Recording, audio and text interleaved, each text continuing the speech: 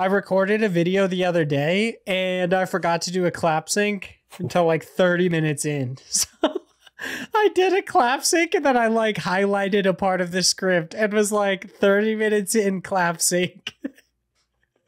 Perfect. Yeah, it was pretty choice. It was pretty choice. It's all good. As long as you're synced up, who cares? Who cares when you clap, you know? Yeah, as long as my mouth doesn't do this and my other mouth does this, you know what I mean? Your other mouth? We talk about your butt? My other mouth. You know what I mean? You know what I mean? Are you filming your butt now? What videos are you making? Maybe these butt videos. Oh, they're Speaking coming. of videos that I've been putting out, everyone can shut the fuck up now. It's like I spent like 3 hours today uploading our stupid ass special shit to the normal feeds. Oh like, my goodness. This earns me like at least 6 years of nobody talking shit. I gotta say, like y'all get to shut up now for a little bit. The people, they'll finally get it. What is like those 6 people who watch our YouTube videos will finally see it. Well, it's only on audio. I'm not gonna edit the video. Oh, and it doesn't even get the video. Oh my god! Like, why did it take you so long, though? Yeah, it was pretty ridiculous. The people. And also, it's actually kind of funny. So I was just like, I'll put out one every Monday for free feeds until they eventually catch up, and then they will get them like every other month. So like, we're going to have the book club or whatever. They'll get that the month after and so forth. Like basically just a month after everyone on Patreon. So if you are a fan of IndiePod and you would like to become a patron, head over to patreon.com/IndiePod. You can be part of the community. You can hop on our Discord, get special Discord roles for being a patron. Of course, you could just join the Discord if you want to. You don't have to be a patron, but you get some cool rewards and such for being one. And you also can participate in our book club episodes. There's all sorts of fun stuff. You get those episodes 1 month early now. The funny thing is, it won't be 1 month early until like the beginning of until like probably February, because those one a week on Monday every week has put us out until the end of December. And then I'm like, by then we'll have like 3 more. Oh my goodness. And it's so funny because they're so dated too. Like some of them were more recent, but like we've got like Night in the Woods that's gonna come out. And it's like, what? People are still playing that? Yeah, there's like a lot of weird stuff on there. But I got one less thing on my to-do list.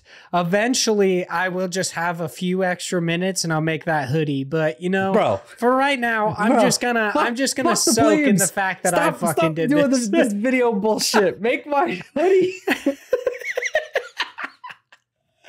Like, I don't care about these fucking episodes. Make that damn hoodie. Make that damn hoodie. Don't you worry, I'll make that hoodie. Speaking of shit I'm making, dude, wow. So I posted the other day. That's why you were late to this episode recording. Yeah, dude, fucking, okay, bro.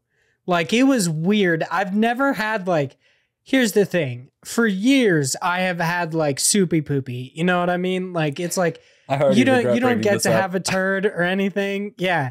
And then now, it was, like, rock solid. Dude, I was seriously like, what is happening right now, bro? You're changing your body. I mean, I wanted to go back, I'm okay with spraying hot sewage. I'm okay with buttering bowls. I don't want to have to sit on the toilet for 25 minutes because I'm dropping boulders. Like, it's not fun. I'm not a fan. But no, what I was going to say was, so I've been wanting to do some like Isekai content for a while. Cool. And I ended up I wrote a script for my first Isekai review. And by the time I was done, it was 13 pages. And I was like, bro, I guess it was just under 13 pages. And I was like, I don't know how long this is going to take me to record and edit. It took me over an hour to record it. Yep. And then editing it, I'm not even joking, to get it the way I wanted. Yesterday, I asked my wife, I was like, so I've been editing that for 2 hours. How much do you think I got done? Big Josh boy, I'm editing this video for 2 hours. How much do you think I got done in that 2 hours? I'm going to say 10 to 20 minute range. 2 minutes. I got 2 minutes of this fucking thing done. You need to change your process. Yeah, it was really just because I was like actually learning new techniques while I was doing it. Because I was like, oh, I want this to be like glitch text. I want to do this. I want some different fonts. So I was figuring shit out while doing it. But overall, yeah, it was like 2 minutes. It was so depressing. I was like, seriously? And by the time, so I edited the video for this video for most of yesterday. And by the end of the day, I like took some breaks. My wife and we went and got Idaho pizza, which definitely didn't help with these boulders. And I like basically spent the majority of the day editing this video. And by the time like the day was over, I think I edited like maybe 20 minutes. There you go. I mean, like, video editing takes a long time. Like, especially if you're putting in actual, you know, like animations or any actual effects, like that shit ain't easy. Like, yeah, and it didn't help that like I was also trying to capture footage while doing this, and it would have been so much easier if I was allowed to do it the way I wanted to, which I was just going to use like OBS to record my screen. But it turned out that Crunchyroll's website or whatever, they have some special kind of software that keeps you from capturing anything. So I was like, motherfucker. So I had to like find a way to actually get any amount of this anime. Right. So I actually I recorded an interstitial little bit where I was just like, I planned on using bits from the anime, but I don't know how much I'll find like at this point. And I didn't want to go through these sketchy ass websites that are like, you can download every episode. I was like, no, I'm good. I'm good. I don't want to do that. So I luckily found like on Crunchyroll's YouTube page, they have like a bunch of snippets. So I was like, okay, I talk about this in the video, so I'll just get some of that. Granted, it has like these 2 Crunchyroll things, so I was just like, fuck it, I'm just gonna it's whatever. I'm gonna add some filters to it, so hopefully they don't copyright claim this video, even though I won't be monetized. Like, you'll be so fine. Yesterday was a fun little day off. It was super. Wow, I'm so hey man, at least you're doing productive stuff. I've been like sick this entire week and done nothing good. Nothing has come out of me that has been productive whatsoever. So the way I do, because I'm a fucking basket case, I put productivity down where I'm like, this week I'm going to complete this and this and this. And I have like chores that I have to do, and I create calendar events and like items that force me to do stuff, just because otherwise that's a good way to do it. Yeah, because otherwise I'm not like keeping myself accountable. And I'm sick this whole week, and every day I kept seeing an event that comes up, and I was like, motherfucker, that's not getting done.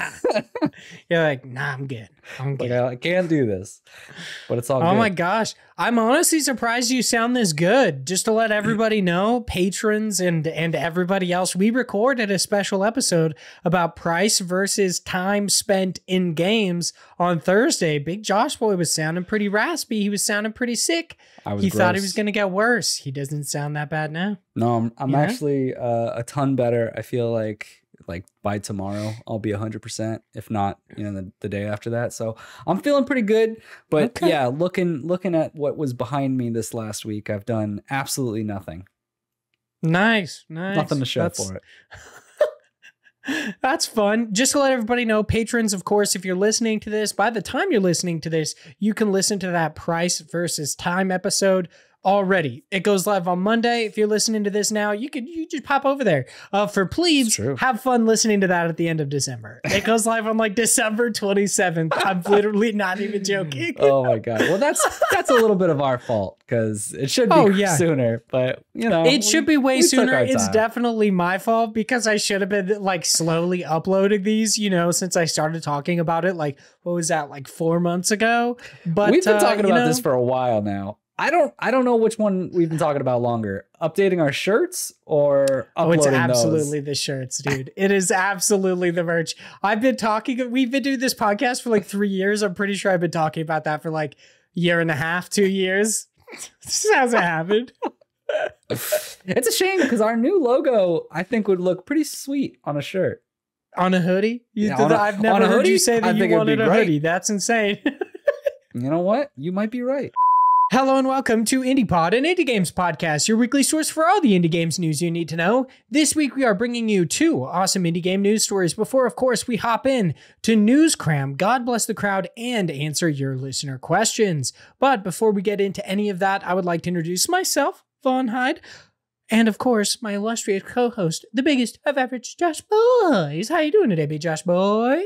I'm doing well. Feeling a lot better. Ready to talk about some games. I could see you've played nothing as usual. Yeah, dude. I'm just, I'm very much in that little rut where I'm like, I have played nothing this week. And it's not even like I've played New World or anything like that. I have played legitimately nothing. Oh my God. This fucking week. Does this kid even like games anymore? Debatable. Maybe not. Maybe not, dude. This might be how IndiePod ends. We both find out we hate video games. That's very possible. That's 100% possible. Okay. Did you just see me look up? I noticed you saw me look up. Here, okay, so my wife and I, so we bought this house and everything. A couple like shingles have fallen off of our roof and we're like, okay, we need to get it repaired or we need to get it replaced or whatever. And it's been raining so much these past like 2 or 3 days that I'm legitimately fucking terrified. Have you noticed any spots on the roof? No. Okay, no. well, at least, no. So you're just panicked because you don't want that to happen. Yeah, I'm panicked because I don't want that to happen. And I just spit a little bit on my hand. And I was like, is it raining? Is it fucking... And you know what's legitimately insane? Is that this room does not connect to the roof. There is another room entirely above me and then the roof. Oh my goodness. That would have to be such a bad leak. Or coincidentally, just a really weak spot in that floor right above you as well. Yeah, I was thinking about this before we were recording. I'm like, man, you know what we should do as like a life sentence, as like a really terrible, legitimately horrible, like a recourse for, just like, I guess like a petty crime, to like deter people, make them own a home. Because it is easily the most stressed I've been about anything in my fucking life. I've got to be real here. I literally, like, I walk on a section of my floor and hear, like, a sound, and I'm like, is this broken? This is, dude, what's happening? It's so true. I have the same anytime, and it's usually with my AC. But anytime I hear, like, a weird, like, my white, because I don't know what it is. Houses just make noises. There's definitely no ghosts or something. But like houses just make noises on their own. And so we'll be sitting in bed. We'll be like ready to go to bed. And we're talking to each other. And then we'll hear like a, and we're like, oh, what's that? What broke? What? And we'll like go out. We'll look. We'll be like, there's nothing. Nothing happened. And like, you just have to live with that of like, something might be broken right now. It might be. Or it's fucking insane. Might be fine.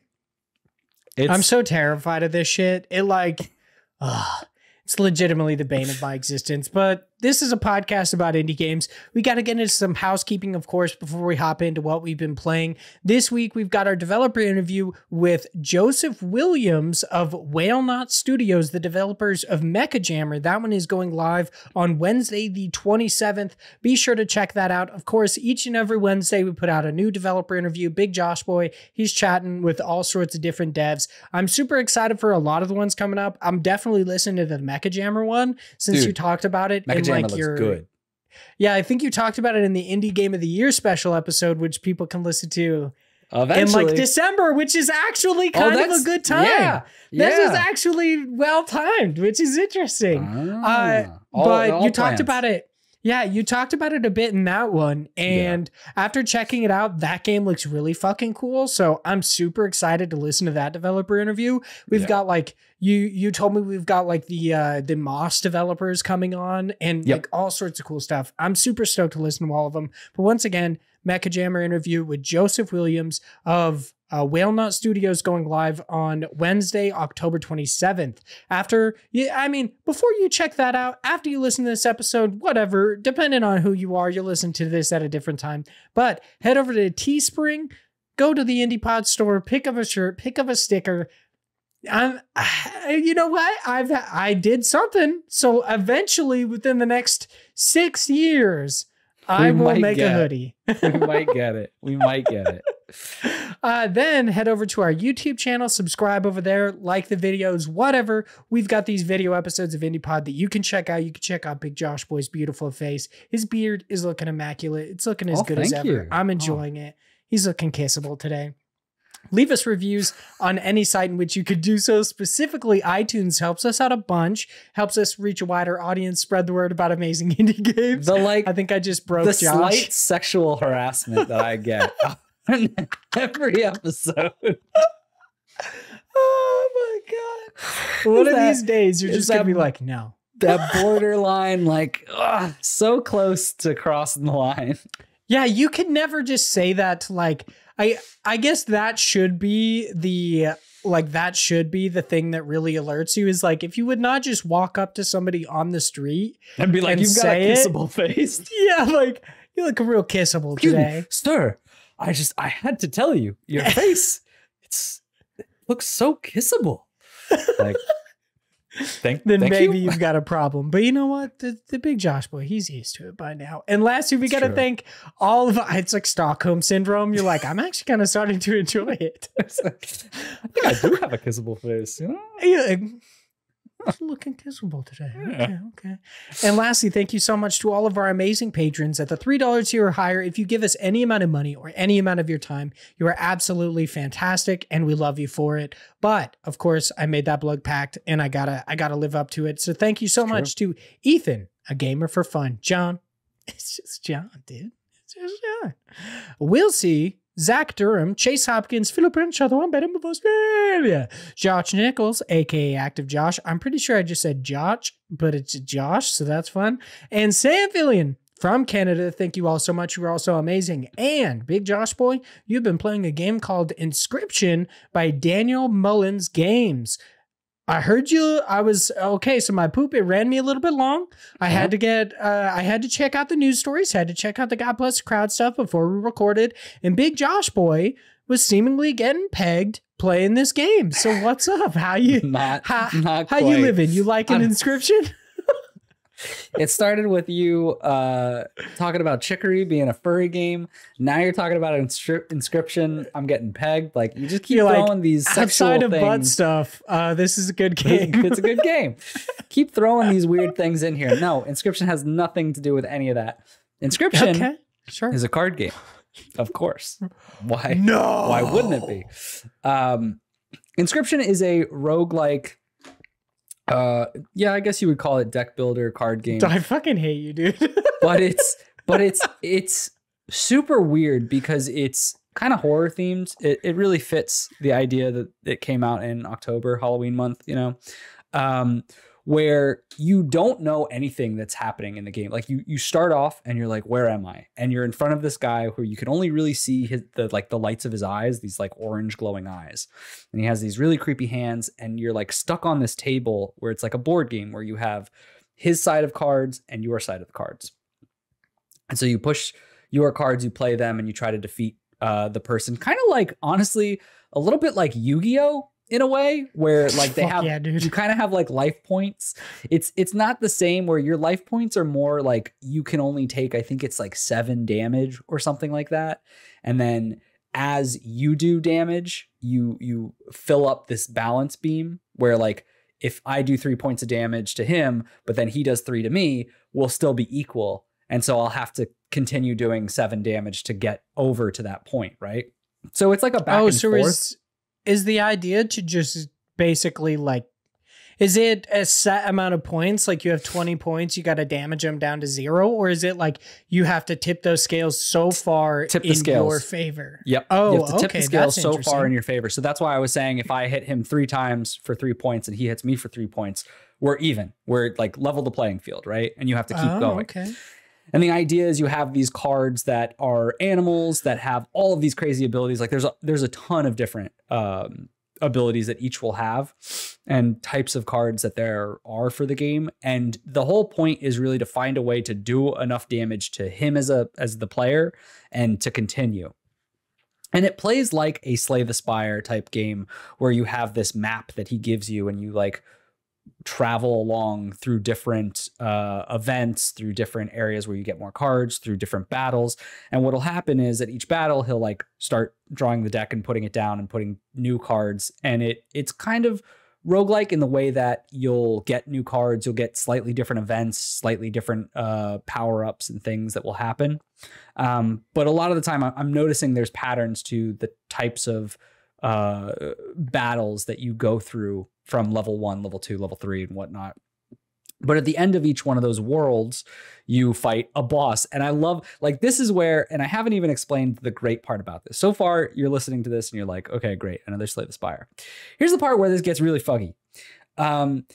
Anytime you fight a boss or anytime you go to an event, this guy like role plays like he is the dungeon master of this game. And what he does is he'll explain like a situation to you. And he's like, you find yourselves in the depths of blah, blah, blah, the sea. And there's these smelly fish. It's the fisherman. And he puts on a mask and he gets a hook and he's like, ah, and he's like this fucking weird character. And you're like, what is going on right now? Like, this is so strange. You don't know. And it's done in a way where you kind of like the first part of it, you're like meant to fail. Like, I think they did a great job of tutorial wise because they keep adding layers of each time you fail. They kept adding new rules until now I'm at a point where it seems to be like stagnant and they're not doing that. But they're just like, he just keeps playing in this way where he makes up his own rules half the time. And so the cards that you have, there are 2 specific cards. You only start off with one called this, like the Stoat. This is like little cub looking guy. And the card's talking to you. And he's like, I'm trapped in here. I'm trapped as a card. Like, you have to help me get out. And he's one of the cards that you play. But like, while you play him down, he'll talk to you and tell you things. And so you're like, what the hell is going on?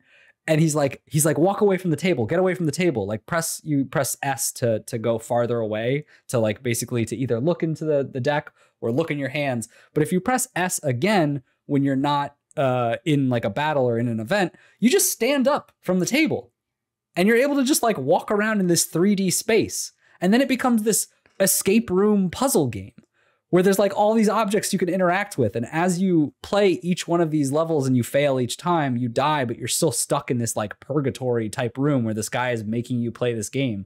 And you're like, who the fuck is this? What is happening? Why am I doing this? And you keep finding things in the room or solving puzzles inside the room while you're also coming back and playing the game that gets you further and gets you new cards or different things or power-ups or just new story events to the beat. Like, one of the things that I was talking about is I went through this whole entire, this is slight spoilers, but it's fine. I went through this whole rigmarole of unlocking this knife that a squirrel was holding from a part of the room. And I got it. And there was a thing where it was like, it counted as one of my items that I could use in play. And what it did, because I was like, oh, I'm going to lose this match. Let me try and not lose. I'm going to use the knife that's over there. Like, I've never seen it, but it said something about like, oh, it'll give you a great deal of pain, but it'll be worth it because blah, blah, blah, whatever. So I take the knife because I just click on it. At that point, I have no control. And my character just takes the knife and looking at it. And I'm like, I'm looking at that knife in a bad way. Like, I'm looking at the blade and he just fucking chucks it in his eye. And my character pulls out his eye and plops it down onto the leveling field, which then gives me like 7 points so that I basically win. But I ripped my eye out. So I was like, what the hell? So I'm like freaking out because I'm like, that was awful. First off, and then second, pretty fucked up. Yeah, and then second, the match ends, and he's like, it's gonna be hard to play half blind. He's like, here, pick another, and he opens a box with a bunch of eyeballs in it, and he's like, pick one, and I'm like, what? So I look, and through there's one that was like glowing green, so I'm like, this is the one you want to pick, right? So I pick that one, and then I start seeing like these spirally hieroglyphic type symbols, and I can read now these blue glowy words on things that I couldn't before. And it said something about like, look at the cuckoo clock. So it's one of those puzzles. I get out from the table, I go to the cuckoo clock, it shows me where I have to put the hands of the clock. And then another card comes out of there, and there's like a film roll, and it's like, oh, take the film roll before he sees, and blah, blah, blah. What I'm saying is, this game is crazy. Like, the story behind it is so nuts that even if you don't like this roguelike card building game part, there's like this added layer of just super strange. I have no idea what's going on, but I'm like hooked to keep playing, even though I don't like the card game part of it. Honestly, I think there's better ones out there. Like it's not the best. I think it's fun, but it's more of a puzzle game that I'm more playing for this weirdness and this story of like, why am I stuck in this room? I've only played like 3 or 4 hours now, so I don't know what happens next, but man, is it weird. It's been a strange ride. Yeah, it sounds pretty crazy. I believe we've actually, like, I know you've been looking forward to this game for a little bit, but I think it was like shown either at the last Devolver Direct or sometime before that, but I had no idea that this game was this fucking weird. Yes, dude. And I knew it was going to be because it's the same developer who did, I think it was like Dead Pony Island or Pony Island. Pony Island. Yeah, just Pony Island. And that one was very much a like, it starts off as this like, oh, it's a cute little game, and then it gets real dark and disturbing. And so I was like, okay, I know there's going to be something good in this, right? There's going to be something that appeals to the interest that I have when it comes to this strange story type narrative. But damn, I'm enjoying it. Like I can't speak to what I'm going to feel in the next hours or so of play, but like I'm hooked. I want to know why I'm in this room and why I keep dying and have to play this game with this creepy guy. All right. Well, there you go. That's Big Josh Boy's opinions on Inscryption. That is a Daniel Mullis Games game, I guess. I don't know. I guess that's a little weird. Yeah. Yeah. I haven't been playing really anything this week. I literally just like every bit of free time I had was polishing up that script, doing a little bit of homework, and then I recorded and have been editing it. So I've had like no time to play anything. So that's fun. I can't wait for our Indie Game of the Year discussion. I'm going to try to make sure at the very least I play like a couple more games. So I want to play Eastward really bad before our Indie Game of the Year. Yeah, I'm surprised you haven't checked that one out. Yeah. I haven't had the time to at this point. I want to check out Tales of Iron. That one, that's one that I really want to, I really want to check out. And then there are a couple more that like they might come out this year, but I'm not 100% sure. But Tales of Iron and Eastward easily two that I really, really want to check out before our Indie Game of the Year discussion. And I mean, we still don't even know how we're necessarily going to do it, because this year I want to try to do it in a different way than we have in the past, but I don't know exactly how. If you're listening to this and you have any, maybe that's the old man episode. Maybe that's it. If you're listening to this and you have any ideas on what you'd like to see from an Indie Game of the Year perspective, be sure to hit us up at IndiePod on Twitter. You can send us an email at indieincursionpodcast@gmail.com. No joke. That's actually our email. People, every now and then when I used to reach out to developers, they'd be like, can you prove that this is your email? And I'm like, I understand that it's weird. I made the email when we were originally Indie Incursion. It's a little weird, but whatever. Our first news story for this week is over on IGN and is written by Jared Moore. It's titled, Haunted Chocolatier isn't the only game that the Stardew Valley creator is working on. So a bit of backstory, of course. Eric Barone, aka ConcernedApe, developer of the mega popular farming simulator Stardew Valley, has now finally shown off their game after word came, like, I believe it was maybe a month ago, just a couple weeks ago, that they had halted their involvement with Stardew Valley. They were no longer going to be updating it. We were speculating possibly an upcoming game, like at least announcement, or they're working on their next game. Talked about how working on a game for like fucking 10 years of your life, maybe you want to make something else. So maybe they finally just the other day, similar though. Yeah, they finally just the other day, they did like an early gameplay trailer and announced their game. It's called Haunted Chocolatier. It is their next game. It's a top-down pixel-based sim that bears a strong resemblance to their previous work. While the developer has since shown off gameplay footage of Haunted Chocolatier on YouTube and shared details about what fans can expect from it, he's also said that the game itself, that the game isn't the only project that he's working on. Following the game's announcement, Barone has, at least it wasn't like Baron or Barana. Yeah. You know what I mean? Like fucking Twinfinite. Has answered a range of common questions surrounding Haunted Chocolatier as part of a Q&A on its website.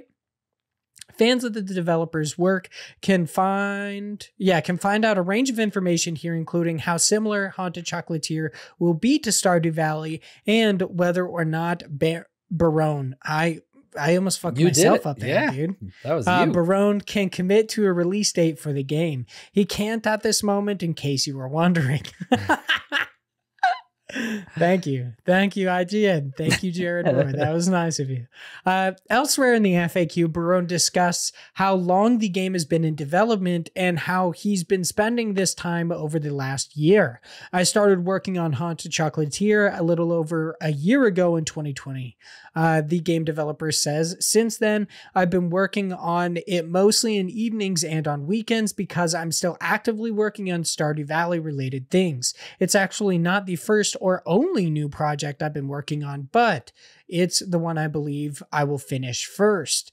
That is pretty interesting. Bro's working on like seemingly still, even though said wasn't going to be working on like Stardew Valley updates, seemingly is still working on something Stardew Valley related, is working on Haunted Chocolatier, as you know, the big fans of Stardew Valley will call it, and also working on a different project. Big Josh Boy being just the biggest fan of Stardew Valley ever. Are you excited for Haunted Chocolatier and their other works? You know what's funny is I wanted to ask you the same thing, because as much as we both are individuals who don't really care about, you know, Stardew Valley at all, Haunted Chocolatier gives me mad Moonlighter vibes. Really? Yeah, because it's got that same part where like the whole point is you going out, finding these resources, you know, like dungeoning, and then coming back and creating this little chocolate shop and having people run around and like selling your chocolates and stuff. So when I was looking at this, I was like, oh, maybe Vaughn will change his ways about, you know, if it's got those dumbass animations. Those animations, dude. I was like, maybe he'll be like, it's okay. It's like Moonlighter. I love Moonlighter. I'll play it. But I guess not. Yeah. I guess not. I don't know, dude. I love, one of the things I love most about Moonlighter is that aesthetic. So it's like, ooh, maybe also going to try to beat Moonlighter at some point in time this year, you know? So I've got fucking indie games to play. But this year, yeah, I don't know. Is this, buddy? I know. So you got like 3 months left. Are you at all interested in Haunted Chocolatier? You said like I might be because of Moonlighter, but are you? No. This is one where like I'll give this probably more of like I would try it than I would Stardew, because Stardew really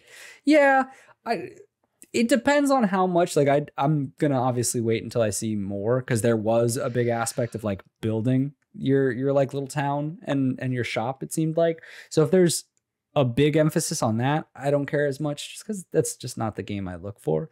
But if it's more of like go out, adventure, find some chocolates, then, you know, go through that rigmarole of selling it to people and going through the management, kind of like Moonlighter did, like I'd be into it. I enjoyed the mechanics that were in Moonlighter. I thought it was cool. So it's one that I'm definitely more leaning towards I'll try it out than Stardew Valley, but it's still not anything where this didn't come out and I was like, I gotta have it, right? This is just I'll see if it interests me when I know more about it. But like, I wouldn't get too excited about it, because if he's only worked on it for a year and it's only been, you know, evenings and weekends, I'm sure there's still lots of time that we have. And to go back to the, you know, the main point of this article of like, he's working on other things. Do you know how many projects people start and just like drop because they're like, whatever. Like the fact that he's working on other things might literally mean absolutely nothing. Yeah. But it could mean nothing. It could mean that this game actually gets canceled. Like, you really don't know. Yeah. It's kind of true. Like, he could get halfway through this and be like, you know what? This doesn't work. And then just I don't like this game. I don't like it. I'm sick of this Charlie and the Chocolate Factory bullshit. I want to make this other game. It is kind of interesting. What, like, knowing ConcernedApe, is there a possible, like, third game that you would be interested in? What exactly makes you like not necessarily interested in Stardew Valley or Haunted Chocolatier? Yeah, I don't think ConcernedApe is going to do anything that I would ever care about. Like, and I don't mean that in a bad way. I know it sounds... Oh, yeah. It's just your personal taste. Yeah, it's just my personal taste. The common trope with these games would be, you know, resource management and building and creating these lush environments for you to live in and for you to kind of role play in and to find this, you know, like to create like your own little world. And that's not what I'm looking for when I'm playing games.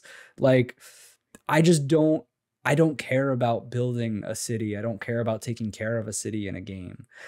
For the most part, I just want to go out and do the adventuring part of these games. And so there are some games that I can roll with because it's like, that's not the main focus and there's small pieces of it. And it's a good like palate cleanser to a game that's just an adventure type.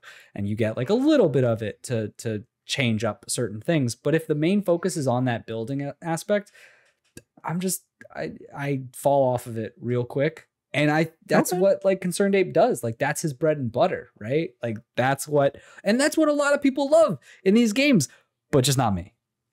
All right. So I don't think there's anything that interests me. Okay. Our next and last news story for this week, or at least bigger news stories, I guess. Bigger. Is over on Nintendo Life. This one's written by Thomas Whitehead. Yeah, and this is Indie Live Expo Winter 2021 will show off more than 500 games, apparently. I love the apparently, like no one seems to believe that this is going to show off more than 500 games.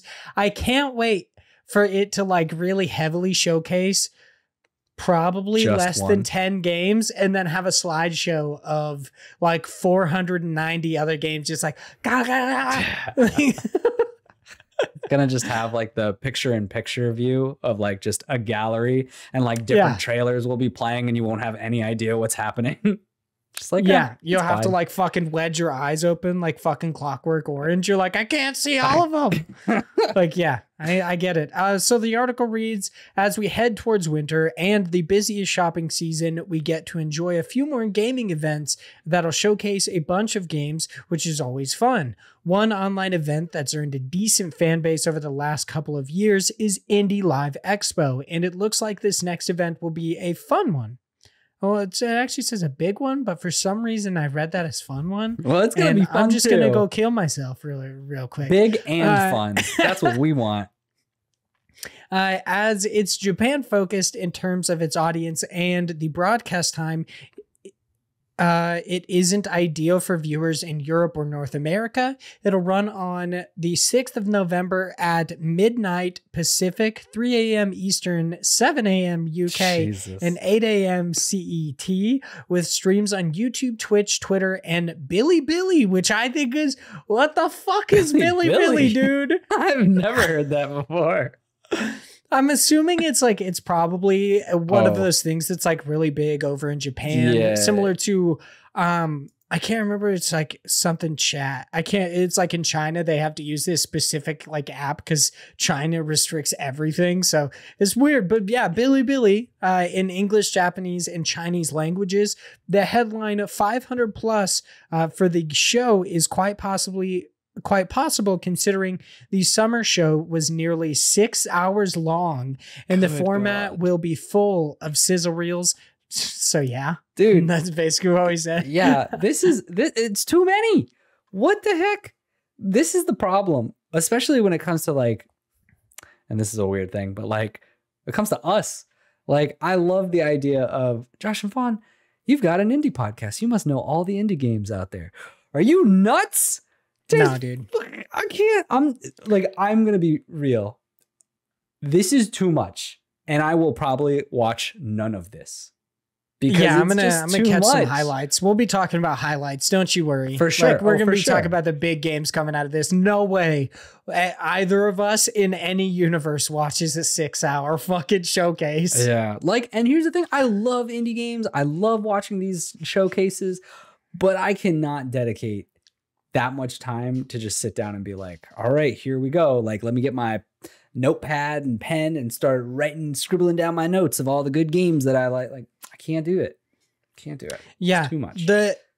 the longest I can go is like a 20-minute Get Indie Gaming or Clemmy Games or Best Indie Games Now video. I don't fuck with anything longer than that. And those are like very rigid. They're like, these are the best upcoming Metroidvanias. And I'm like, cool. I will not watch a 6-hour showcase of 500 plus different indie games. Because that's just absurd. Here's the thing. We complain all the time, and everyone in the industry complains all the time about how discoverability is such a hard thing. And then they're like, how about we discover ourselves in 500 other indies? It's like, what the hell? Like, it's going to be so hard because I don't know who this is for. Who's the demographic? Who's the audience? Like, normal, just, you know, people seemingly Japanese people. Japanese indie focused. Yeah, I mean, I don't really know. Maybe it's like the longer showcases and everything are possibly a bigger thing over in Japan. I really have no idea. I think it's interesting that like we have these like indie live expos, or like it seems like a lot. I've said like 85 times in the past 2 minutes, but it seems like a lot of different showcases that are coming out of primarily Japan are much, much longer versus the stuff that's meant to be for like a North American gaming audience. They're trying to make it as short as possible. They're like, this is why we do directs. We're going to try to get you as much information in 30 minutes as humanly possible. And then it seems like over in Japan, they're just like, you got a day because we got content. And it's like, what? Yeah. And see, here's the thing I struggle with is like, if this was a 6-hour thing and it was like 50 games, I would think that would seem more appropriate, because then it would be a 6-hour thing, but you'd get things where you have the developers there and they're doing like a Q&A, or you'd have a person who comes on and demos the game while you're seeing a trailer about it, and they also then start playing it for you for a little bit, so you get that like live action of it. And it gives a deeper insight into that game. So if you like it, you can stick around and keep watching or whatnot. Whereas like ID at Xbox. Yeah, like whereas that Twitch thing. And I think those are really good because that gives you that discoverability of one specific game. If you don't like it, you can tune out and come back when the next one comes on. But with this, it's just like this constant, just sizzle reel back to back. Like, there's no way you're going to keep my attention for that. For all of these. And granted, I just don't think that the average gamer is going to watch this either. I mean, I guess it did well enough because obviously there was a summer one and now there's a winter one. But man, it just seems like so much to me. But bro, how do they have like unless they're regurgitating content, how do they have so much that they can do 6 hours in the summer and 6 hours or more in the winter? Like that is so much. I guess indie games, it's like there's so many. There's so many. Yeah. There's so many games, man. I don't doubt that you could have sizzle reels for days. Yeah, like 20 indie games come out a day. Like it's absurd. Yeah. That's easily why I say there's literally no way I will ever know anything about every indie game that comes out. It's literally impossible. People like the biggest podcasts that are solely focused on literally just the most niche things like PlayStation, Xbox, Nintendo and stuff. They don't even know that every game that comes to those platforms. So there's literally no conceivable way unless we devoted every second of every day to indie games that we would ever know anything about every game. Like maybe a little bit about a lot, sure, but that is just absurd. But whatever. I guess we'll see what happens. I'm interested in it. I guess excited to see the sizzle reel of sizzle reels, where it's just like these are the 10 best games shown. Shit like that. those poor people who write the articles for that. Thank you for it. I don't think they will. I'm going to be 100% honest. I think one person will, and they'll probably work for Nintendo Life. That's about it. Like, I don't think I didn't see this Indie Live Expo mentioned on any site other than Nintendo Life. So I legitimately believe that Nintendo Life fucking Liam Doolin's going to be sitting here chugging fucking monsters, dude. He's going to have that like the game day hat that's got two little cup holders. And he's going to be, 36 hours just writing about fucking indie games, trying to get an article done. Maybe. Well, Godspeed, Liam Doolin. Yeah, sorry, Liam. Looks like your heart is going to explode. It's cool. Fucking R.I.P. Liam Doolin. You know what I mean? Just like give him one of these. This guy has no idea how much we talk about him. All right. So now that we have gone through our big news stories, it's time for us to hop into News Cram. Let's get crammed. Every now and then I just wait a little bit. I'm just like, is Big Joshua going to say anything, or am I going to look like a doofus just waiting like,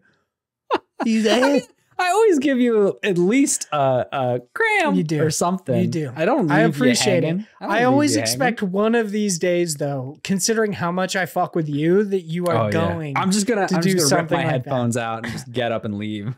Yeah, just walk away, and I'm like, Josh, big Josh boy, where'd you go?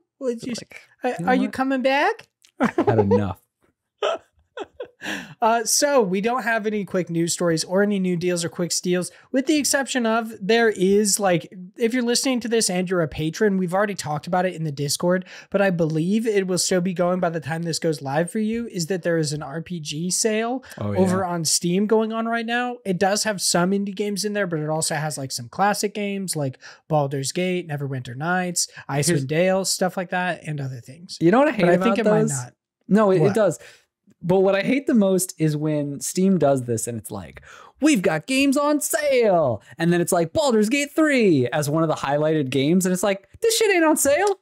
Yeah. It's not on sale at all. Yeah. Baldur's Gate 1 and 2 are on sale, but Baldur's Gate 3 isn't. Yeah. Something I find legitimately hilarious also is the games that they have there. They are RPGs, and it's like, they've got like RTSs. They've got like 4 RPGs that I would say would be like possibly like JRPGs, like CRPGs and Western RPGs. They've got like maybe 20 of them in a fucking 300 games. And then the rest of them are like puzzle games with RPG elements and shit like that. And I'm like, where are all the RPGs, dude? Yeah. What is happening?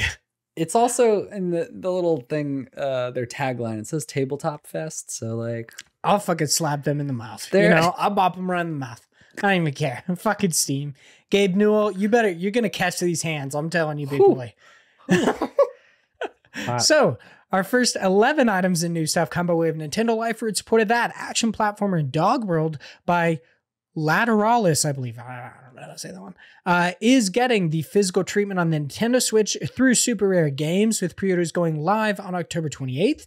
The massively popular social deception game Among Us by Innersloth is getting 3 different collector's editions ranging from $29.99 all the way to $89.99, which include things like plushies, steel cases, beanies, and much more, with pre-orders live at the time of this recording, and they are through Maxim Games website. So if you're a fan of Innersloth, you like Among Us, you want like a cool little imposter plushie, you want a cool imposter beanie, you want a steel case, whatever, head over to Maxim Games website. You can pre-order one right over there. They also have, I believe, I'm not sure if it's sold out or not, but they still have Chris Tales collector's edition over there. And they have either something incoming or they have something on there. I didn't really look, but something for Kenna Bridge of Spirits. So if you're a fan, head over to Maxim Games. They're on their website. They've got some interesting stuff.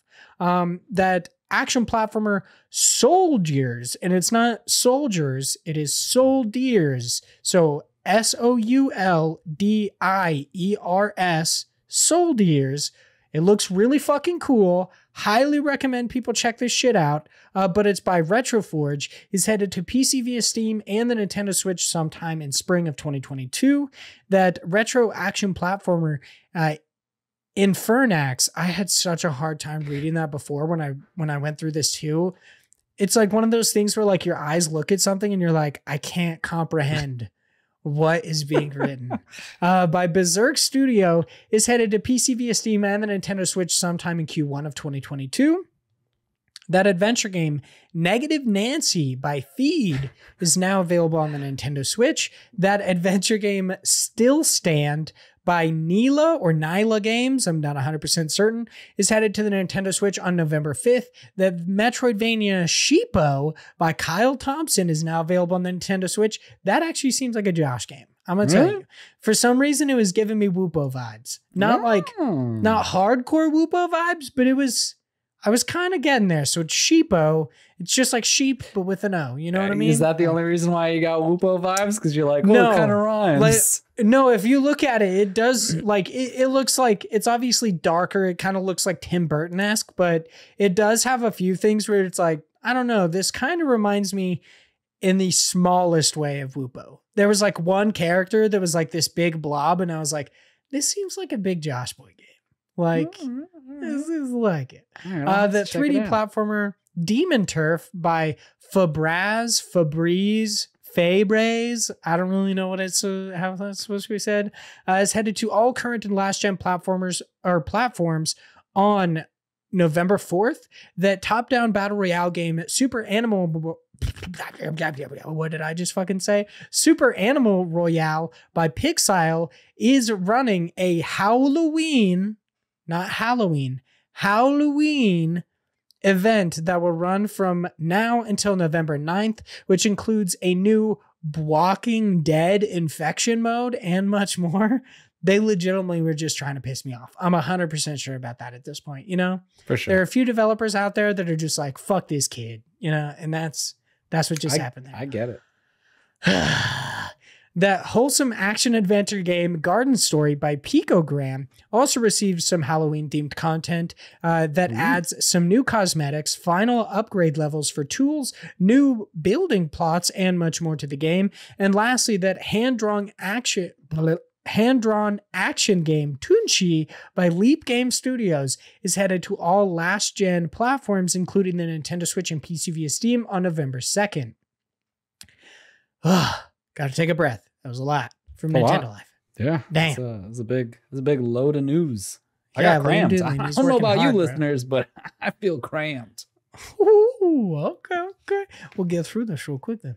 Now over on Twinfinite, where it's reported that Management Simulator Graveyard Keeper by Lazy Bear Games is getting some new DLC starting October 27th. PC players of the game can purchase the Better Save Soul DLC for $9.99, which includes upwards of 12 hours of story content to the game, or adds upwards of 12 hours of story content to the game, includes many new problems to solve and much more. And that monster taming open world RPG Cassette Beast by Bitten Studio, not 100% sure, is headed to Xbox Series X and S, Xbox One, the Nintendo Switch, and PC via Steam, yet no release date has been given. Supposedly it's coming out next year. Game looks fucking dope, okay? If you're a fan of fucking monster taming games, check out Cassette Beast. Shit looks awesome. Get it through your head, okay? It looks cool. It looks like Digimon, looks like Pokemon. It looks fucking cool. Now over on IGN, where it's reported that popular survival crafting games Don't Starve and Terraria will soon be crossing over to celebrate the holidays, yet no release date or info was given, and that No Man's Sky has just received yet another free update. This one titled Emergence has added more variety to the rideable sandworms of the game. Improved, or just sandworms, but now you can ride them and they can fly, which is interesting. Just in time for Dune. Improved particle effects, flesh fireworks, and much more to the game. And to round out the group over on GameSpot, it is reported that Sky Children of Light by That Game Company has once again received some Halloween-themed content running from October 18th through November 7th. The Days of Mischief event will allow players to explore a new area filled with witches, dark dragons, and much more. Ooh. Got to take a breath, you know. That was a lot. When is that game going to stop growing? Never, apparently. I'm starting to think it's like a fucking like motion twin Evil Empire thing where they're just like, now people like they don't want to work on anything else. Some people worked on The Last Campfire. Some people are like, I want to work on something different. And everybody else is like, I want to put worms and beetles in No Man's Sky. Okay. Yeah. That's just how it works. That's forever. That game will just constantly grow. It'll even outlive Fortnite. It's pretty fucking cool though. I'll admit that shit's dope. So, Big Josh Boy, we've been blessed with so many amazing indie game news stories that it is time for us to get back to the creators. In our next segment, God Bless the Crowd, this is where the biggest of average Josh Boys hops over to all sorts of crowdfunding sites, finds something awesome for us to talk about, and we do just so. This week, we actually had one of the developers of this game reach out to us and ask us to like check it out. I believe they also might be asking us to like play the game. I guess we'll find out by the end of this if either of us are interested in the game, but this is Space Boat over on Kickstarter. It is in a universe of carpet-based life forms. It's up to Inspector Domino to stop a shape-shifting jewel thief before it's too late. The developers of this game are called Recombobulator Games. They currently have a goal of $32,349. At the time of this recording, they have $6,973 with 151 backers and 10 days left to go. To get in on the ground floor of this game, I believe it's, $21 to get a digital copy of the game. Big Josh Boy, what do you think about Spaceboat? So Spaceboat is more or less a narrative adventure game where you play this oh my God, I can never say anthropomorphic. I can never say this word. I do not know why. Dude, I can't say anything else. Don't worry about it. It's fine. That's my one thing. This anthropomorphic cat who is a detective on this very vibrantly colored world of both cute and gruesome looking creatures. Specifically, I'm looking at this dog that is like, I don't know if it's Jello or like it just doesn't have skin, and it creeps me the hell out. Kind of like slime. But then and on the other angles, you're just like, is this a meat boy dog? Yeah, is that what's happening here? Is it just a meat dog? Real creepy. So visually, this game looks great. Like I love the animation to it. I love the characters because the world seems very much like, you know, some kind of weird Pixar movie or something, like very exaggerated features from all of these characters. You have like more normal people who just have weird Muppet looking faces to this giant purple blob with a cowboy hat, which I think is such an interesting looking character. And I'm pretty sure his name is like Pre-Order Joe, by the way, which I find legitimately hilarious. Pre-Order Earl is his name. Yeah. There's, Travel Agent Alan. There's Premium Dale. There's like the naming convention in the characters is very strange, but I'm here for it. And then just Ion. Yeah. Like I'm here for it. I think that the voice acting for it, from what I've seen, is pretty good. The actual characters, they're all insanely quirky. I'm sure that the writing is really good when it comes to being very upbeat and like capturing your attention, especially since this is mostly a narrative game. And I don't know if you mentioned, but they do put in their team bio that the actual game is developed by people who worked on things like Mass Effect 3 and Dead Space 2 and other games that are well known. So it's one of those things of like, they know what they're doing, right? Is kind of what they're trying to say. So there's a lot. I mean, depending on who you ask, I guess, but could be the like Mass Effect 3 ending person is the one who made the fucking space boat or whatever. I don't care about that. Anyway, the point is they've worked on games, so they know what they're doing. They've worked on stuff before. They've been in that boat, whatever you want to call it. That space boat. That's a good one. That's a good one. But here's the thing. I'm not crazy about narrative games. So this is why like I wanted us to showcase it, because I know there are people, especially people in our Discord and people who listen, that do enjoy narrative games. And I think this is a really cool looking one. I don't know that this is going to be my style of gameplay. But I think that there's a lot of good things from it that people can take away. But it personally doesn't look like one that I would want to go into. That's why I wanted us to focus on the Kickstarter for it, and because they've only got a few more days. So like if this is something that you're into, a narrative game with wacky creatures and characters, like check it out, kind of a thing. Yeah, definitely. I mean, it does look really interesting. I'm pretty much in the same space boat as you. I don't really like, I'm not a huge narrative adventure kind of a guy. I mean, I enjoy some, like I liked Telltale's The Walking Dead. I like The Wolf Among Us. I'm going to play The Wolf Among Us 2 when it eventually comes out. I like Life is Strange, but when it really comes down to it, I'm not the biggest fan of narrative adventure games. It's just not something I'm super into. This does look really interesting. I like the like really weird and kind of quirky nature of the, like, I think the ship is called the IGCL Princess Andromeda.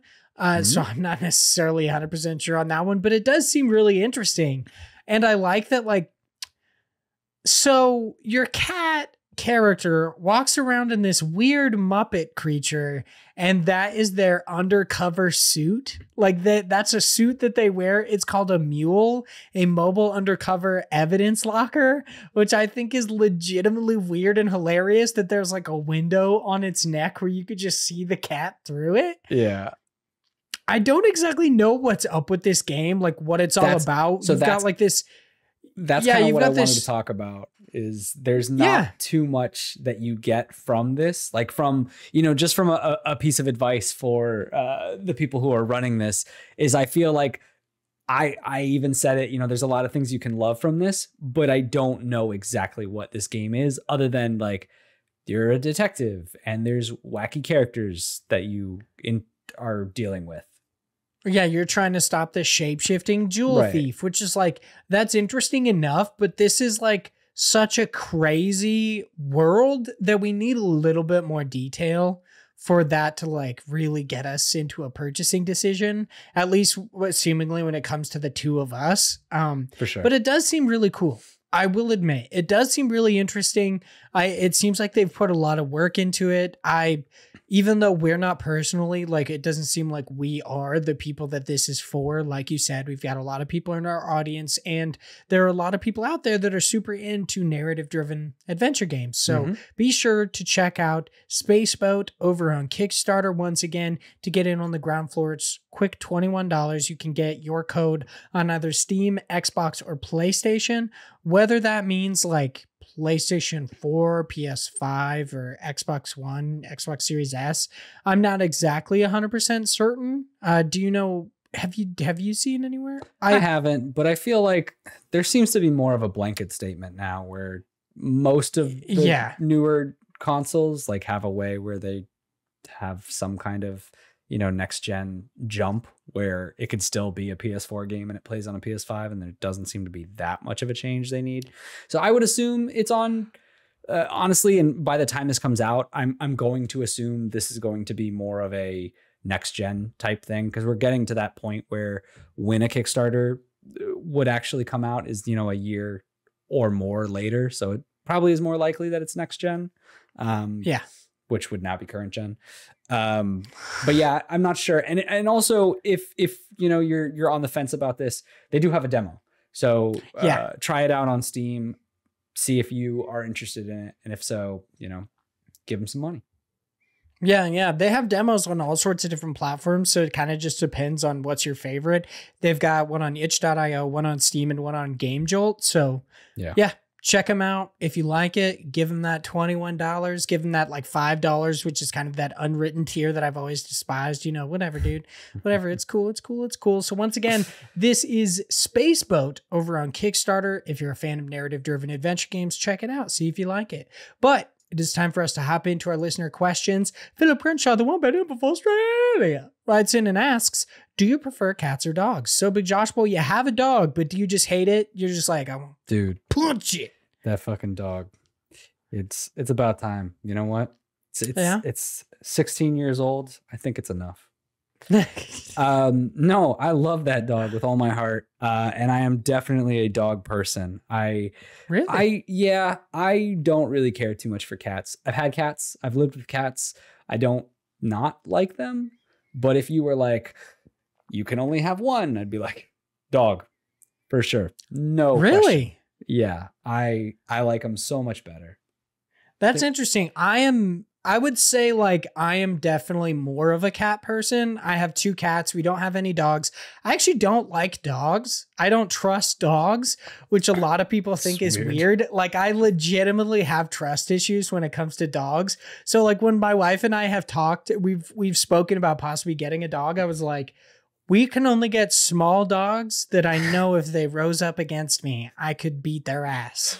Like dude, that is the one stipulation. Smaller dogs are the ones that are you can trust less than bigger dogs. I don't want like a fucking Yorkie or anything, or like I guess it's like a mid-sized dog. What I'd say is like Corgis are awesome, Boston Terriers are awesome, like Shelties are awesome. Like there's some cool dogs out there, but I'm not like when I was younger, I was like Irish Wolfhound until I thought about it, and I'm like that bitch could swallow me like an anaconda. Like I'm not a fan. Like nah, I'm good. I just don't like it because most people cannot control those dogs. Like I see them all the time in my neighborhood. There's people who have these tiny people who have these big dogs, and then the dog's like wants to play with my dog, which is a small dog who is very old and has no interest in other dogs. And I'm like, can you please control your dog so it doesn't eat my tiny companion here? And the dog is like, "Rrr," and the person like can't control it because they're like, oh, I don't have enough muscles. Yeah, they're literally just like, there is not enough muscle in my body to fucking take this dog like, down, bro. I feel like, and it's a really weird thing to say, but it's like, I feel like there should be like a strength test. Like,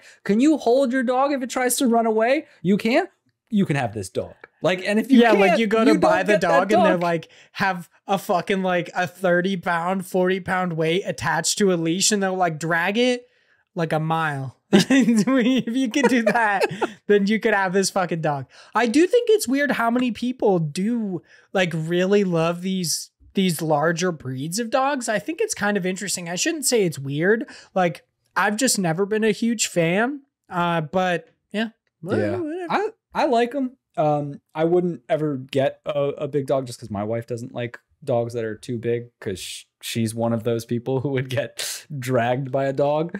But I really love medium-sized dogs to smaller. I've had like dachshunds for my entire, like growing up. I've had at one point 3 dachshunds in my house. I love them. Wiener dogs are so cute. Bunch of little sausages running around. Little sausages. Yeah, little sausage boys. They're great. Ugh, they're super cute. Yeah, until they get a little bit older and then their backs give out and they just kind of break down. Dogs, they're like Slinky from Toy Story. They're just like done. Dude, yes. That is man. Cats or dogs. I love all animals for the most part. Don't get me wrong. But like, I think that is the biggest thing that always hurts the most, is like, it sucks so much that dogs are long enough to live in your life where you're like, I can really bond with this creature, but not long enough for you to be like, let's live together through our life. It's just like a chapter in yours, and they're like, all right, I'm out. And you're like, oh, this is gonna suck. Yeah, lifespans are weird. Like it's one of those crazy just quirks of nature that it's like, why do humans live for 100 years, but dogs can't surpass like 10? Like modern it doesn't make any sense. Well, you'd think it's modern medicine, but we have, I would say, equivalent medicine for dogs. Granted, it costs so much fucking more, I swear to God, to get your pets worked on than it does anything else. Yeah, for sure. But it does. Because it's like, it's treated as like, it's not really insured, and it's like an elective surgery thing. Exactly. Because you can, dude, this is what you do when you have a dog. All dog medicine is like the same as human medicine, but they just will prescribe like a smaller dose in a lot of cases. And so what people will do is just give them, like, go and try to get the human version of that dog medicine and just give it to the dog, because it's like the same thing. Like, it's literally the same thing, but it's like a fraction of the cost. Yeah, and you can't exactly get pet insurance. It's weird. Yeah, but I'm more of a cat person. Can you? Yeah. You can get like pet insurance? Yeah. Like, this little bitch gets cancer. You guys cut that out. You give me a little discount. You know what I mean? That's weird. I didn't know that. Not like that. You can? Not like that. No, like insurance where it's like you're like, not like that. But if they break their leg, you can gun them down. Like, you take it to the vet and they'll fucking put them down for you. No, like it's a certain, you pay like a monthly fee, and like if something happens, you can take them to the vet and they'll take care of it without, like charging you an arm and a leg. Oh, okay. That's kind of interesting. I didn't know that. But to answer the question, I'm more of a cat person. I like cats a little bit more. Like I've never been really an animal person in general. I don't, other than like being a father is one thing I really want to do in my life. But other than that, I don't like really care to concede anything in my life. So I'm like, taking care of you is just so much more than it's a lot of work, dude. Like taking care of pets is a lot of work. People kind of dismiss it, but it sucks sometimes. But it's just, you do it. There's a lot to it. And that's one thing, like my wife and I, when she had to put her cat down recently, we ended up getting a second cat again, because that was actually her service animal. It was like her emotional support animal. I shouldn't say service animal. But we ended up getting a second cat. His name is Berlioz. He's a really cute little cat. But yeah, we really enjoyed it and everything, but we were briefly talking, or we do really enjoy them, but we were briefly talking about getting a dog, and we were like, we would have to, like, we want to be that like pseudo responsible dog owner that like takes their dog out for the walk, takes them to the park, whatever, picks up the poop. Like, I don't know if I'm ready to carry poop bags. You know what I mean? Like, I don't know. What do you do with the bag, bro? How many bags do you carry with you when you go out on a walk? You get a leash that has like a little roll that you pull them apart. Really? Yeah, dude. You have no idea of this whole world that's out there. Well, yeah, I haven't really had a dog forever. Like my parents have had dogs. You don't just buy like little tiny separate individual bags. It's not like you're like, I got a dog, I guess I'll just stock up on all these shopping grocery bags and just throw them in there. No, you go on Amazon and type in doggy poop bags, and you'll see it comes with a little roll that you then like break apart, and it will come with its own little like clip that clips to your leash. Huh. All right. Well, I think we have easily answered the prefer cats and dogs question. So there you go. Hope you enjoyed it, Phil. That was like 10 minutes. So would you give up sex for all the fortune and fame that you can desire? I gotta be honest. I don't really want to be famous, and I'm completely okay with the amount of money that I have now. I just wish I was making this money doing a job that I enjoyed. That's about it. I don't need more money, really. I just want to be comfortable. I don't give a shit if you know about me. I gotta be real. Like, outside of the fact that like the job that I want to do kind of depends on having some sort of internet fame. But yeah, I just don't care that much. So would I give up sex? Nah. Like, because I would assume that would also be like touching myself, and I do that way too much to give it up. You know what I mean? Like, it's just a part of life, bro. Did I ever tell you once I was like sitting in the car with my mom and sister, and I was like, where are we going with this story, no, man? Hold up. Give me a second. I was sitting in the car with my mom and my sister, and I was thinking for a second, and I was like, hey, Mom, is masturbation a sin? And my sister said, she turns to me straight face and goes, yeah, and you're going to hell. And I was like, she just fucking shit on me so hard. But yeah, Big Josh Boy, would you give up sex for all the fortune and fame in the world? No. Or that you could desire? No. And it's kind of, I'm pretty on the same page as you. I don't want to be famous. Like, I don't. My favorite thing about the Indie Pod is we are in this little bucket of people who know us, and we have a small enough audience where they're generally pretty positive towards the content we create and the people that we are. Yeah.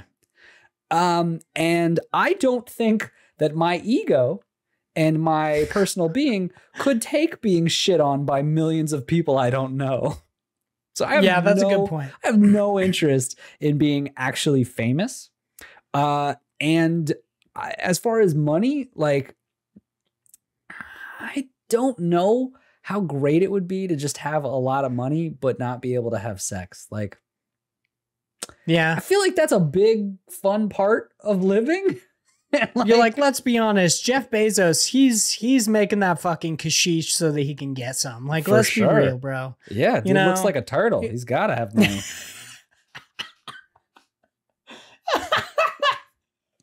Dude looks like a turtle.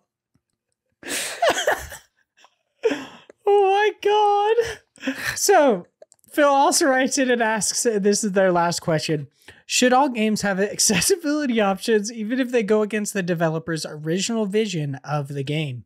Big Josh Boy, how do you feel about accessibility in games? We talked about it a couple times before, but I honestly can't remember how thoroughly we covered it. So how you feeling today? Yeah, I think to some degree, a developer should get to decide what they give. But I think that if people want to mod a game to change it, that should be okay as well. Now, I think what he's getting at is the difficulty question when it comes to like Dark Souls games. And I don't think that they need to put an easy mode. I think accessibility should always be an option. And I think that goes when it comes to things like, can people with, disabilities actually play the game? Meaning, maybe one person only has one arm, or maybe they have motor skill functions that are lesser than other people that need some type of different setup or different chain, like remapping the buttons to a controller, things like that. That should all be in a game. That should be, I'm hoping, in the future, something that is just like, it's not even thought about. It's just in games, right? Because other people should be able to play games. But when you're talking about like, should there be a difficulty slider? Like, I don't think so. I think that a game should be as hard as the developer intends it to be. It's normally why I only play games on like normal mode, because I'm like, what did you intend for this game to be? I'm just going to play it at that. And if you can't enjoy that game because you can't get to that level, like the whole point of those games is to play in a way and get better and learn and actually play that. If there is a specific motor function reason that they can't get to that, then there needs to be a way to make that accessible to them. But if it's just because it's hard, like, you got to just get good at in some instances. Yeah, I think that you covered this really well. One thing that I found that I have slowly come to terms with, that I find really odd about this whole discussion about accessibility in games, is that there seems to be the two different phases there, or the two different camps, where it's like there is accessibility in games, meaning that those with actual disabilities could play your game. So those would be like colorblind options, like you said, remapping buttons, subtitles, for people who are like visually impaired, the ability to increase subtitles to possibly like change color schemes and stuff like that. All of those are what I would see as like accessibility options. Yes. But then it seems like a lot of people just tried to shoehorn in this difficulty slider choice. And it's like, I feel like the two are different things. Yes, you can 100%. make your game accessible without adding a difficulty slider. Like you said, if it's about you physically being incapable of playing this game, not because of difficulty, but because of the boundaries of what your body can do, that would be an accessibility issue, and something that I believe should be in every game, because I do not think that it goes against any developer's original vision. I don't think any developer sits down and goes, I really hope that I can make a game that people who are colorblind can't fucking see. Like, that's never their original vision. Yeah. And if they are, they're kind of a dick. So maybe they should be forced to have difficulty option in their fucking game.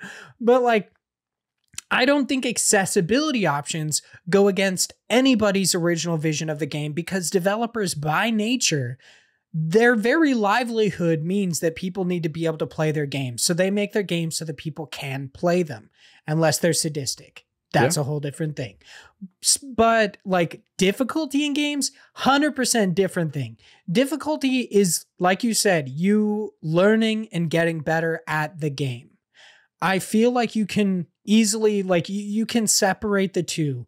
Maybe we have, granted, I'm not extremely well educated in accessibility in games. Like, I know the different options. When it comes to like Dark Souls games, I don't know how much like what exactly From Software could do to make their games a little bit more accessible for people with disabilities. I don't think that means that they need to add a difficulty slider. Granted, they could do the like bare bones bits of it. Like, we need that color blindness. We need the subtitles for the hard of hearing. We need those for the visually impaired.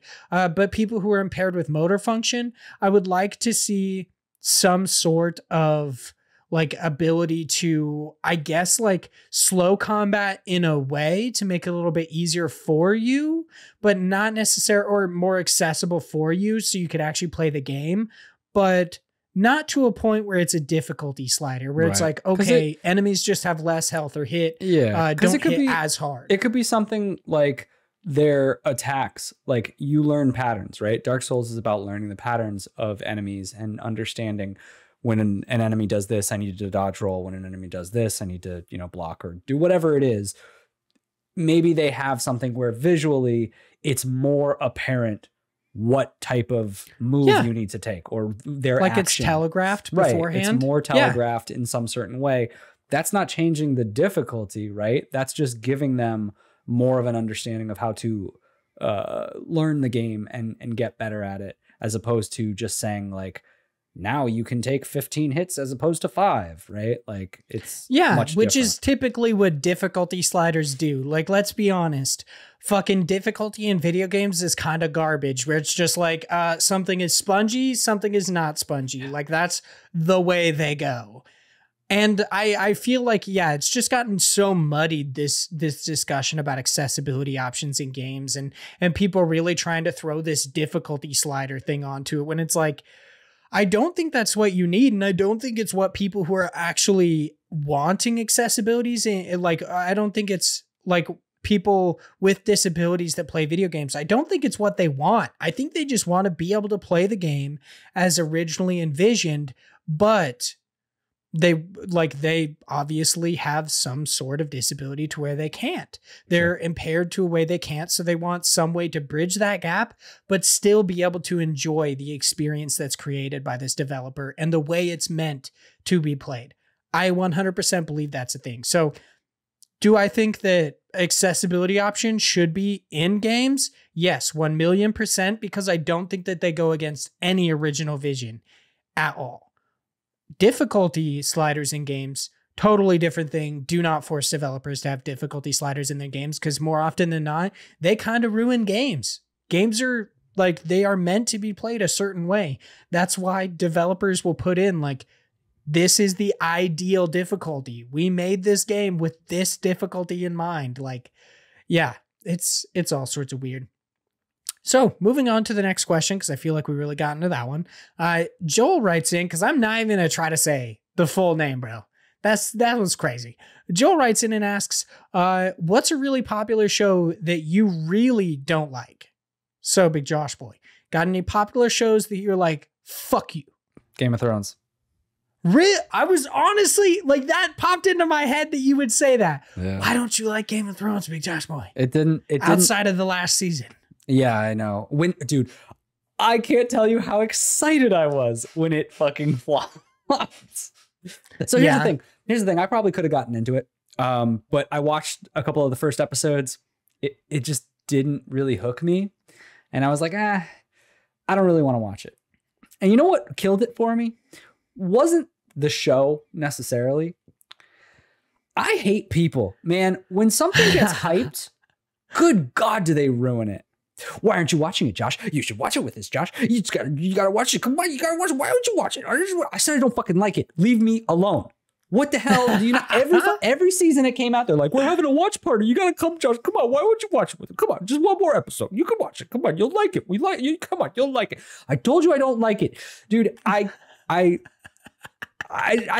don't know how many ways to say no to these people. Yeah.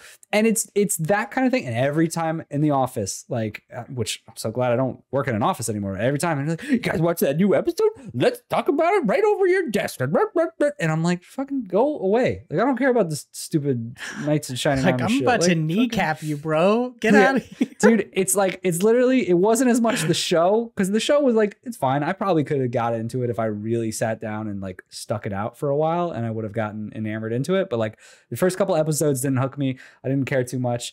And then people just didn't shut up. And I was like, and so then it became one of those things where I was like, I was ingrained into, I have to hate this because I hate these people.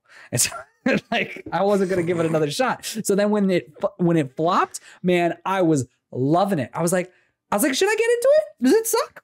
I'm not gonna watch it. You know what? I'm not gonna watch it now. There's not even a point. And so then I kept like hammering into it. Like, it felt so good. Okay. So good. All right. So for me, it really, like, there are a bunch of really popular shows that I've never really been able to get into. Like The Big Bang Theory is one. I really don't get it. I don't really find it funny. Granted, I may not have just given it enough of a chance. I've only caught like a few snippets of episodes every now and then. I think it can be funny. There are parts. I'm not super into it. SpongeBob. I fucking despise SpongeBob. That's so funny to me. I don't like SpongeBob. Everybody's like, yeah, how can you not like SpongeBob? It's so dumb, dude. I hate it. It's so stupid. I love it. I know, and people really love it, especially like our generation of people. Dude, our generation. They fucking adore SpongeBob. Like my wife often brings up SpongeBob references, and I'm like, I don't know what you're saying. Yeah. Like, I don't want SpongeBob. I've watched like maybe 10 episodes. Literally, same thing. She does not enjoy it. Her best friend loves it. I love it. And we will constantly just keep pouring out these references. And she's like, what are you talking about? Yeah, I think I understand references from maybe like the first season of SpongeBob, but anything further than that, I'm like, I just don't like it. I just can't get into it. And I mean, there are other ones, but like The Leftovers is one. I watched like 4 or 5 episodes of The Leftovers, and I was like, I don't understand why people like this. I think the idea of like a bunch of people seemingly being raptured, and it's not about them being raptured, but about those who are left behind, is interesting. But it seemed like the few episodes I got in, it seemed less like interested in answering the question of where the fuck all these people went, and more with like the people being stuck behind. And I was like, I get that that's obviously what the show is about. It's just not for me. I want to know where everybody went. I don't really care that much about like this dude hunting dogs down, like these feral dogs down. Like, this shit was weird. I watched like maybe 3 episodes, and I was like, I just can't. Another one being Neon Genesis Evangelion. I couldn't get into that either. And I had a friend group who loved it, and I was like, it's kind of boring. People fucking adore this, and it seems like it would be my shit because I love kaiju. I love fucking big robot battles. Like, that is my jam. But those long sequences of the characters sitting there in silence while cicadas were like in the background, I was like, why does this go on for 2 minutes? Just fucking make the episode shorter, or I don't know. Like, fuck it. It's just so annoying. Why does this exist? Dramatic, Vaughn. Relax. It's fucking annoying. But I do want to get into it because I've always found Evangelion interesting, and I really like the design of the Evas. But just right now I have no idea. Joel also asks, if you could choose to never poop or never pee again, which would it be? Big Josh boy, which one would you choose? So the thing about this, is it like I still feel the need to do it, but I just can't? I don't think so. Or is it, okay, because if it's just that you just take it away forever, I would probably say I'd take away pee. Really? Pooping is like my time. Right? That's my time to watch stupid videos on my phone, or to like read something, just to get away and lock myself in a room and be like, all right, this is my time. Peeing is just annoying. I have to get up and do it every couple of minutes. You know, like I drank a bunch of water. I'm like, oh, I got to pee. And then I'll pee and I'll sit down and I'm like, oh, I got to pee again. How is this possible? It's just a task. See, you're drinking water right now. You're going to have to pee soon. And and there's times where we're doing this podcast and I'm like, we're an hour in and I'm like, oh, I gotta go. This is awful. And I'm just thinking about how much I gotta pee. I don't want that. Just get that out of there, you know?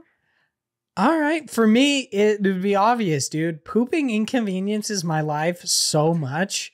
Like, so often, I'm so terrified of having to poop when I'm just out doing something that I like, it's just, easily, if I could never poop again in my life, I would take that fucking red pill so quick.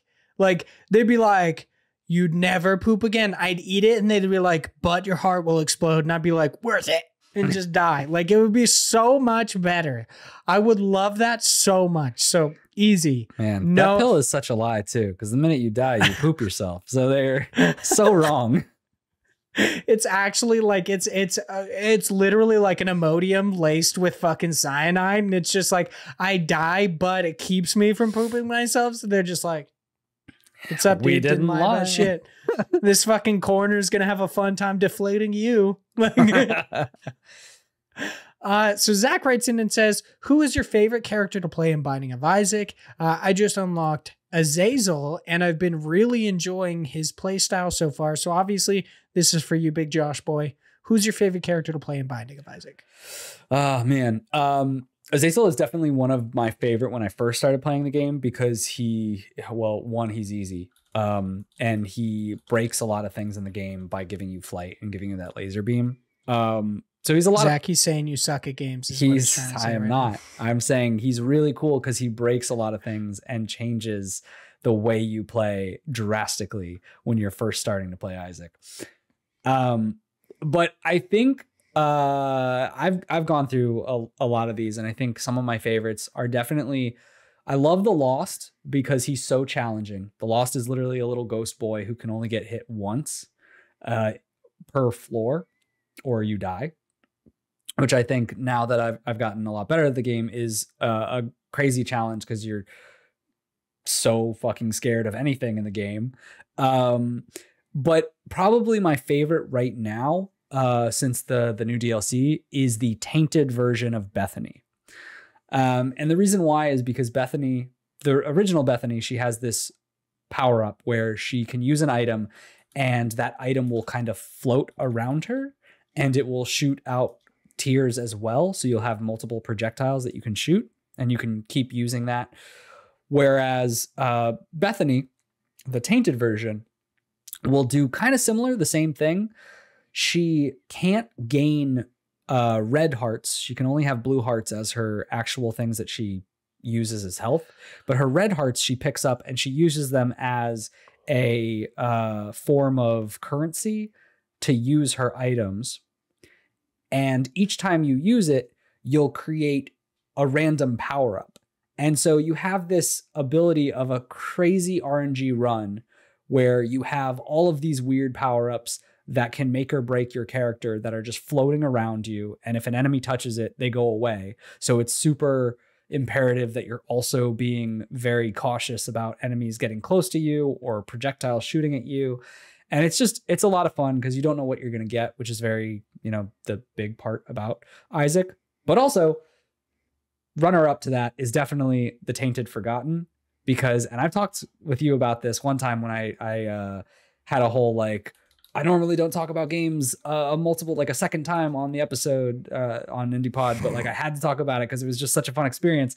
It's because you play as kind of two characters where you're like a ghost character who holds your own his bones, his skeleton, and chucks your skeleton, and you actually fight with the skeleton. And so you could that's your only form of tears, you're crying, your projectile is you smacking your bone around, but then you have to then pick yourself up and throw yourself at enemies to attack them. And it's this weird fucking game that is so weird. It's just, it breaks the idea of everything from Isaac down to nothing that you've known before. You can cheese a lot of things in the game because of it. You can pick up items that I thought were always super useless, like the TNT that would have you explode on yourself. And you're like, great, now I'm going to take damage. Why would I want this? Well, in this case, you don't, because you throw your bone self away and you just keep blowing yourself up and all those enemies die. And it's super cool.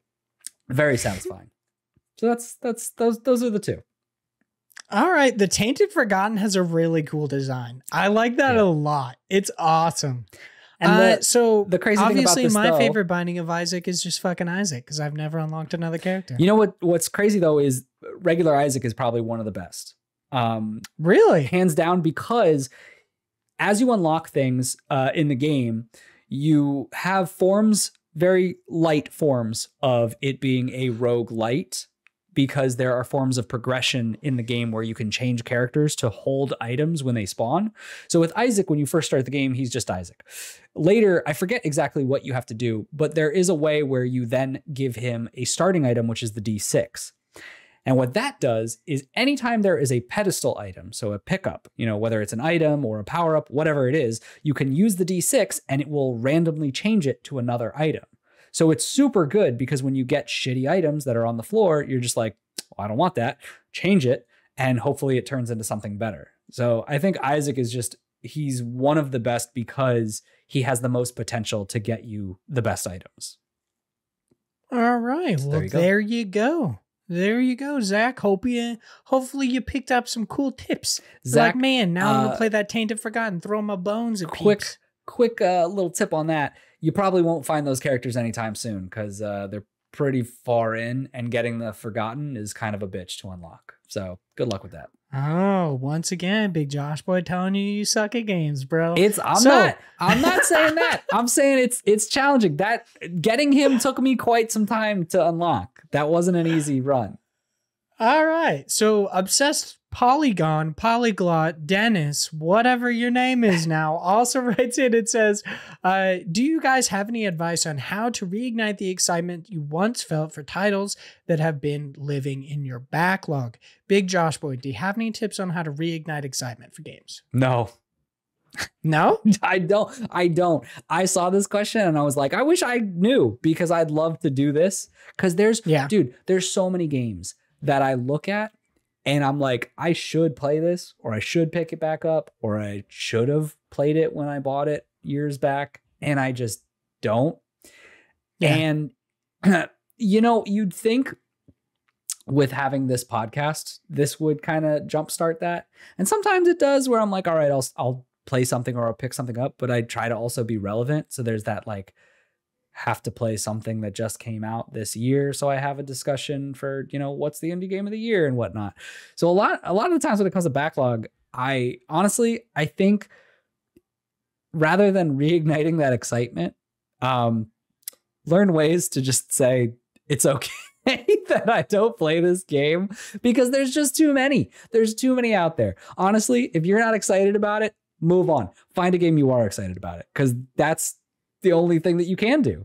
Now, if it is a money problem, obviously, then, you know, you kind of got to work with what you're given. But if it's not, and you just want to play other games, and there's free games and other games out there, so it's not like there's nothing out there. But like, if you're not excited about something, it's probably a lot less of a challenge for you to just find something that does excite you and just do that instead.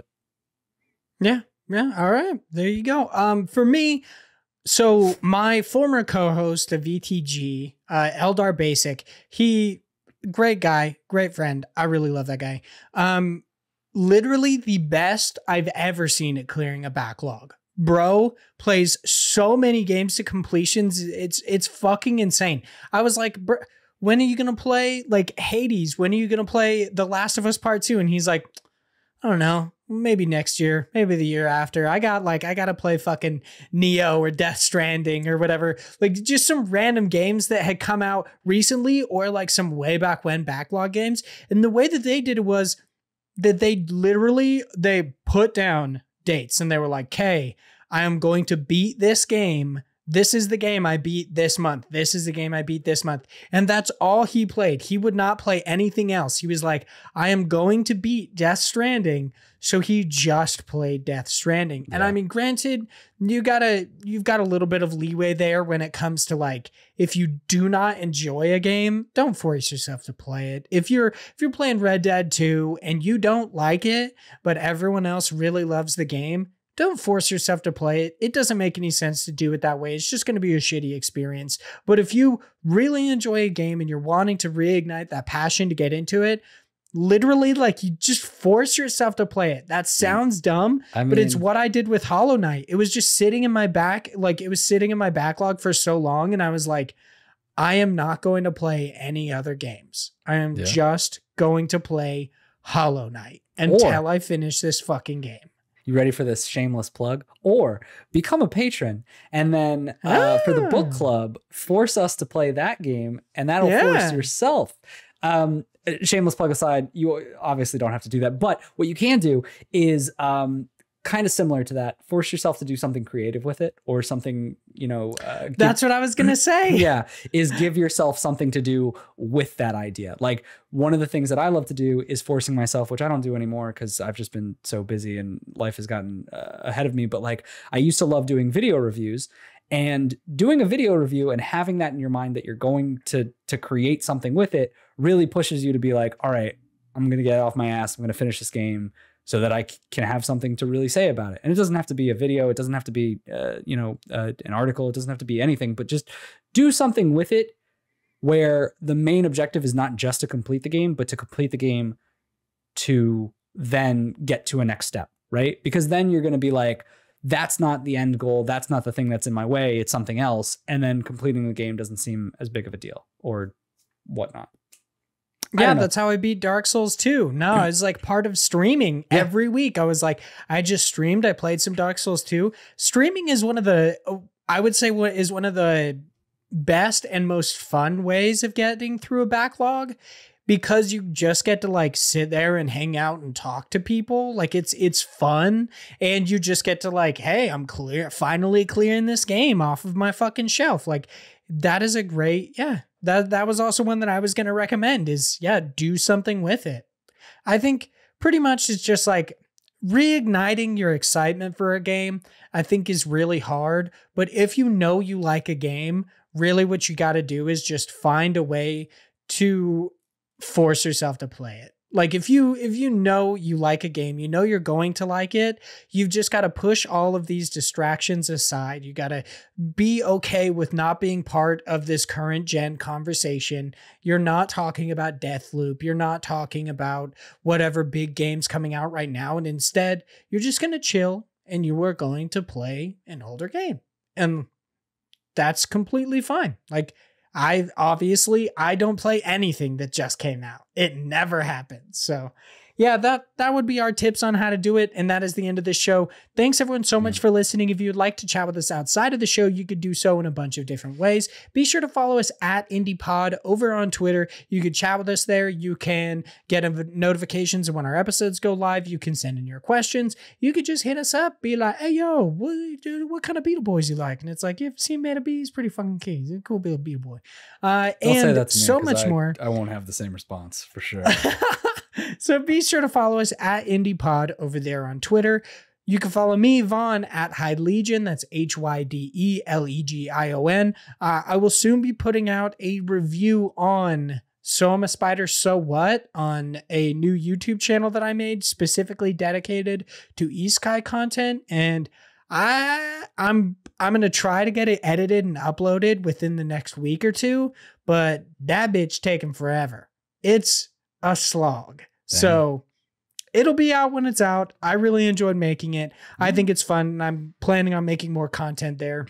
Fun. At least like one video a month, which sounds crazy, but this bitch is taking me forever, dude. It's like, it's really something where it's like, if it was to ever succeed, that would be cool. But really, this is just for me. Like, it's just me making something that I think is fun. Those are the best projects.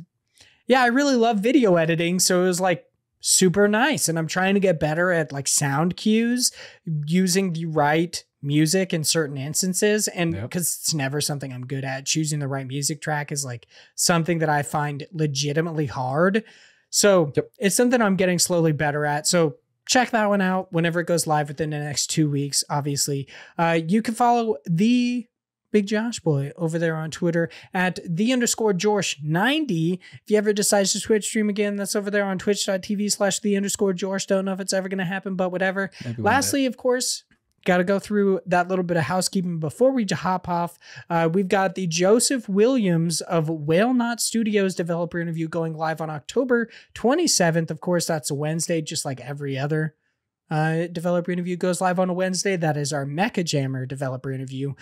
Be sure to check out our special episodes that'll be going live for free feeds every Monday from now on, starting the Monday of this week. So if you're listening to this, there is a special episode out for you. So there you go. Extra little bit of content. You're going to get 3 episodes a week for the next. like 2 months. Whew. Enjoy. Yeah, that's an there you early Christmas present there. Whew, so much. You know content. what? Yeah, that's a good point. It is an early Christmas It is an early Christmas. I could have fucking done that out. I could have made it to where like, man, dude, you have these episodes for a year, but I was like, one a week, bro. One a week. Yeah, it's so, like that 12 weeks to Christmas countdown or something. Yeah, the advent calendars where you like get a fucking piece of candy every time you open another one. Instead, it's like, ooh, a new episode. Good way to think of it. Please check out our Teespring store or the Indie Pod store over on Teespring. I still don't know how to appropriately say that. We got t-shirts, we've got stickers, maybe a hoodie. Cool. If I feel a spark of actually, you know, trying to get something done. Nah, that'll never happen. Check us out over on YouTube. Just Indie Pod over on YouTube. Subscribe, like, share videos with your friends, whatever. You can watch these episodes, obviously, on video. Leave us reviews on any site in which you could do so. Specifically, iTunes helps us out a lot. And lastly, thank you so much to all of our amazing patrons at the $3 tier or higher. If you give us any amount of money or any amount of your time, you are absolutely fantastic, and we love you for it. But gotta thank those $3 tier patrons. You know, that good old, like, you know what I mean. You know what I mean. So thank you so much to Ethan and Gamer for Fun. It's like a heroin pact, you know, it's like, oh, yeah, exactly. Man, my head thank went you a so totally much different way. Ethan, a Gamer for Fun. John, it's just John.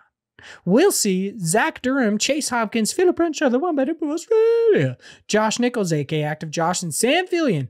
Thank you all so much. You're all so amazing. And we will talk to you all next week. Goodbye. Bye.